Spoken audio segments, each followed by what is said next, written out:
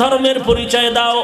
এ বিষয় নিয়ে বিশিষ্ট ইসলামী চিন্তাবিদ আলহাজ হযরত মাওলানা হাফিজুর রহমান সিদ্দিকী সাহেব তার এক বাংলা নিউ ওয়াজ মাহফিলের শুরুতে বলেন, ওই কাফনের মধ্যে ঢুকার পরে কিন্তু শেষ, বাহাদুরি টাহাদুরি সব শেষ। কে ফকির কে ধনী ভেদাভেদ আছে? কাফনে লেখা আছে আমি ধনী গরিব, কিচ্ছু নাই। কাফনে ঢুকছেন সব বাহাদুরি শেষ। কে পীর কে মুরিদ, কে ওস্তাদ কে ছাত্র, কোনো ভেদাভেদ নাই। কে ধনী কে গরিব, ভেদাভেদ নাই। কবরে যাওয়ার পরে প্রশ্ন এক নম্বরে রবের পরিচয় দাও, 2 নম্বরে ধর্মের পরিচয় দাও, 3 নম্বরে রহমাতুল লিল আলামিনের পরিচয় দাও।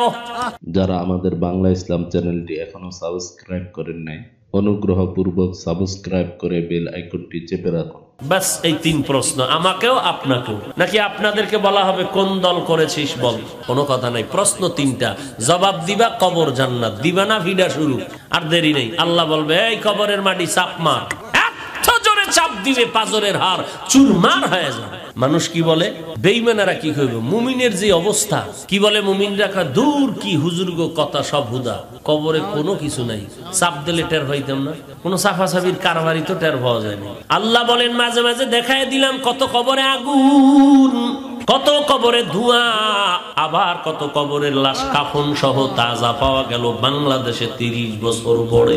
30 বছর পরে কাফনের সাদা কাপড়ে একটা দাগ নাই, লাশ তাজা পাওয়া গেল। যত কবরে লাশ তাজা পাওয়া গেল সব নামাজীদের কবর, আর যত কবরে আগুন আর ধোঁয়া দেখা গেল সব হলো বেনামাজির কবর। অযুবক, ওই ফেরাউনের নাম কেউ নেয় না, অথচ তুমিও যদি ওই লাইনে চলো তোমার জীবনের পরিণাম ফল কেমন হবে। এবার আমার আম্মা জানদের বলবো, ও পর্দার আড়ালের মা, যেই ফেরাউনের এত বদনাম গাইলাম, একটু তাকা ওই ফেরাউনের ঘরের মধ্যে তার আপন স্ত্রী আসিয়ার খবর কি? এরে পর্দার আড়ালের মা, তুমি তো কোরআনওয়ালার মা, হাফেজের মা, আলেম ওলামাদের মা। যেই ফেরাউন আল্লাহরে গালি দেয়, সেই ফেরাউনের ঘরের স্ত্রী আসিয়া নামের বান্দি কেমন আল্লাহর গোলাম হয়ে গেল। আমার নবী যখন মেরাজে যায়, হঠাৎ করে জান্নাতের ঘেরান নাকে আসলো। মায়ার নবী বলেন, জিব্রাইল কিসের জান্নাতের ঘেরান পাইলাম? নবী বলেন, জিব্রাইল কয়, নবী ফেরাউনের স্ত্রী আসিয়ার কবর থেকে ঘেরান আসতেছে। ও পর্দার আড়ালের মা, আসিয়া যদি আল্লাহরে নিয়ে কবরে যাইতে পারে, তুমি কেন পারবা না? তোমার স্বামী তো ফেরাউনের মতো বাধা দেয় না। তুমি নামাজ পড়লে তোমার স্বামী বাধা দেয় না, পর্দা করলে বাধা দেয় না, নামাজ পড়লে বাধা দেয় না। বরং অনেক স্বামী দেখছি ঠিক মতো নামাজ পড়ে না, কিন্তু বউয়ের গুণগান গায়, হুজুর আমি খারাপ হইলে কি হইব, আমার ঘরের স্ত্রী বড় নামাজি। এরে পর্দার আড়ালের মা, তোমার স্বামীর থেকে তোমার ভালো বেশি হইতে হবে, কারণ তোমার থেকে ফল আসবে জমিনের মধ্যে। অতএব গাছ ভালো তো আম্মা জান, তোমার আখলাক আর আদর্শ যদি ভালো হয়, তোমার একটা ফলের দ্বারা গোটা গজারিয়ার মানুষ শান্তি পাবে। একটা সন্তান আদর্শওয়ালা বানায় দিবা, পুরা গজারিয়ার মানুষ আদর্শবান হয়ে যাবে। তোমার সন্তান একসময় এমপি হইয়া মন্ত্রী হবে, তোমার সন্তান ওসিডিসিএসপি হবে, তোমার সন্তান ডাক্তারও যদি হয় ডক্টর হবে। আদর্শওয়ালা বানাও। এই জমিনে বহু ডাক্তার কি নাই আদর্শওয়ালা? আছে। ডক্টর নাই?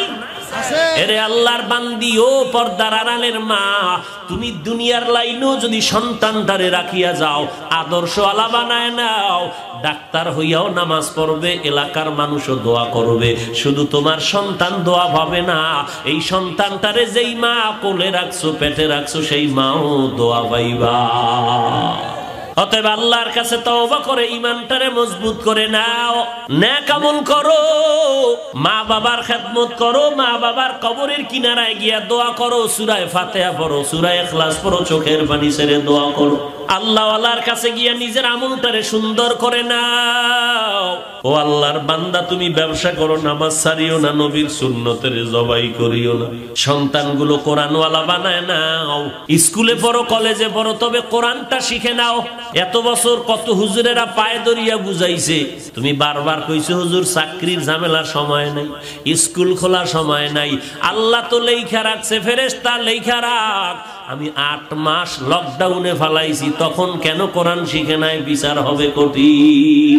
তখন কেন শিখলি না? দৈনিক 1 ঘন্টা সময় দিলে তো 3 মাসে কোরআন শরীফ সহিভাবে পড়তে পারতা, কেন শিখলা না? অথচ নামাজে দাঁড়াইয়া আল্লাহু আকবার বলার পরেই তো কোরআন শরীফ লাগবে, না হয় নামাজ হবে না। সূরা ফাতিহা লাগবে, অন্যান্য সূরা লাগবে। আরে মা, ও বাবাজি, ও যুবক, আল্লাহর ওয়াস্তে বলছি, রাগ করবেন না। আমার নবীর সুন্নতের মালাটা গলায় লাগান, মা বাবার থেকে দোয়া নাও। আজকে থেকে তওবা করো, রাতের আরামের ঘুম নষ্ট করিয়া মোবাইল চালাস না রে যুবক।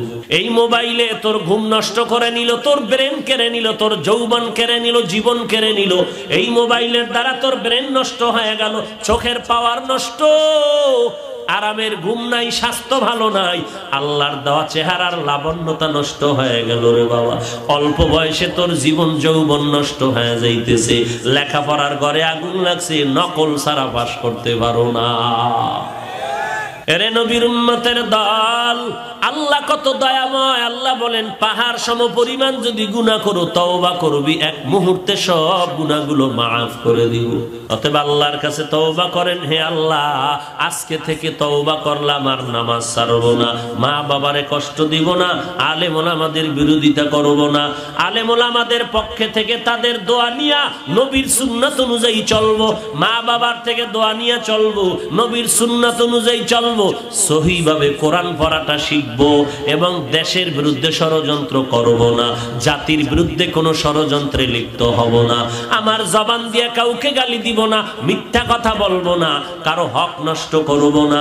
আল্লাহ, তুমি আমাকে তওবা করার তৌফিক দান করো। ও আল্লাহ, আমাদের ময়দানের সবাইকে তওবা করার তৌফিক দান করেন। আয় আল্লাহ, আমাদের এই তওবার উপরে ঈমান আমল মজবুত করিয়া জান্নাত কামাইয়ের জন্য আমাদের তৌফিক দান করেন, আমিন। আলহামদুলিল্লাহি রাব্বিল আলামিন, ওয়াসসালাতু ওয়াসসালামু আলা সাইয়্যিদিল আম্বিয়া ওয়াল মুরসালিন ওয়া আলা আলিহি ওয়া আসহাবিহি আজমাইন। বাংলা ইসলাম।